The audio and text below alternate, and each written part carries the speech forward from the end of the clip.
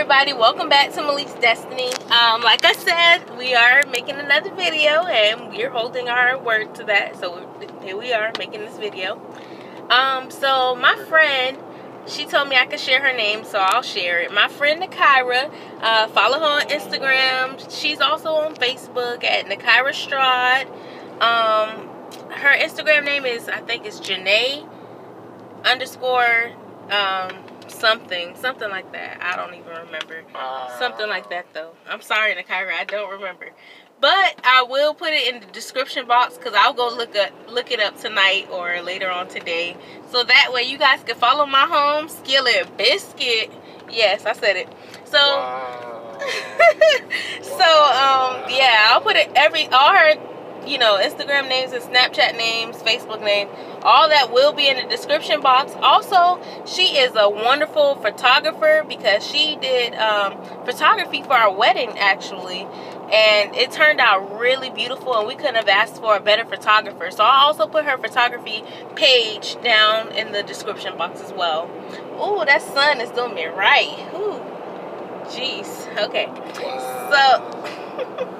So her question was, how did I get to where I am today in my relationship with God? That's question number 1. Was I always an angel? That's question number 2. And question number 3 is, how has it affected Malik? So, to answer question number 1,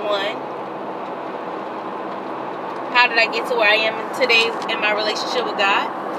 I honestly can say that I've got to this point because of hurt and being broken, trying to do things my way and realizing that it didn't work out like that, like how I thought it would. What I mean by that is, before I started paying attention in church, because I'm a pastor's daughter, so I've been in church my whole life. But there was a certain point in time where I didn't pay attention in church, or I didn't understand what was being taught in church, so I didn't think it was important, and I didn't want to be there, and I didn't care to hear what was going on. It was that bad. And so I just was like, you know, I'm going to do my own thing. I feel like I can do my own thing, period. So I wasn't doing the right things, that the way the Bible teaches things, or the way I was brought up, the way I was taught by my parents. I wasn't doing things like that, the godly way, but I was doing my own thing. So I was very, I would say like in middle school and a little bit in high school, but mainly in middle school, I was very promiscuous and, you know, just I guess looking for love in all the wrong places. And because of that, I've got my heart broken and just ended up, like, you know how they say if you lay down with dogs, you end up with fleas? Stuff like that. Like, I just been heartbroken and just did wrong, mistreated and stuff like that. And that brought me closer to God, because I realized, like, okay, there's no love like God's love. And so looking for love in the wrong places taught me that, okay, I'm not going to be able to find it in these people if I don't have God's love first. And so I guess that's my best answer for that. So I eventually found God's love and started paying attention in church, because like I said, I've always been in church, but there's times where I was talking to my friends and playing and laughing and kikiing and not trying to focus on what was being taught. But now today I can say that I be in church and I take notes, I listen to what's being taught, I take heed to the teachings that's being taught and all that. So I guess that's how I got to where I am today. And just praying, really believing in my prayers, really believing in what I believe that God could do for me and help me in different areas and stuff like that. That's how I got to where I am today. Also, question number 2 now. Was I always an angel? I kind of answered that in question number 1, because I was a little out there. No, I haven't always been an angel. I've had my share of dirt just like anyone else. And, like, I wasn't hurting nobody but myself, but to be honest, like, you know, that's still bad. So, no, I wasn't always an angel. And question number 3, how do I feel like it affected Malik? I feel like it affected Malik because, I don't know, I feel like with his ex, he told me one day that he can picture me and him going to church with a family, with our future kids and stuff. Like, he pictures us all going to church as a family and stuff. But with his ex, when he would talk about going to church with her, it would just be like, oh, well, you and the kids will be able to go to church and stuff like that. Like, she wouldn't include herself. But, like, with me, I'm all on board for that. So I feel like we were able to relate spiritually. Like, you know how they say, okay, some people relate physically, like they both physically attractive, or mentally they're both smart.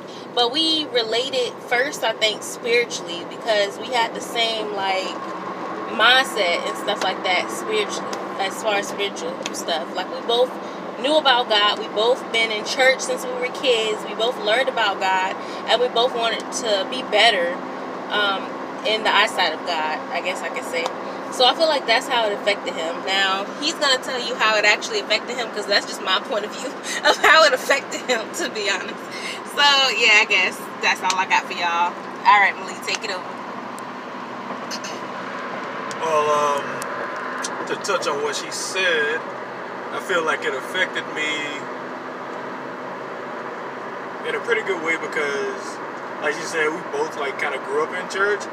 Probably her more than me, but, like, me growing up, I was, like, kind of lingering, especially, like, in my high school years. I was, like, lingering away, but at the same time, like, I knew I wanted to, like, to get back closer with God, and just, like, meeting her, just starting to talk to her and everything, and, like, it helped me realize, like, that, you know, like, I shouldn't just prolong it.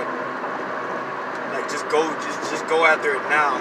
So, like, I feel like it affected me real good, because, like she said, like, in one of her previous videos, like, I stopped smoking, I stopped drinking, I stopped cursing, like, you know, I just dropped everything, and, like, honestly, like, now, the past few years in my life, the last 3, 4, since we've been talking, it's been, like, it's been, like, the favorite years of my life so far, and, like, I owe it all to God, and I'm happy. So, like, hey, that's a positive effect.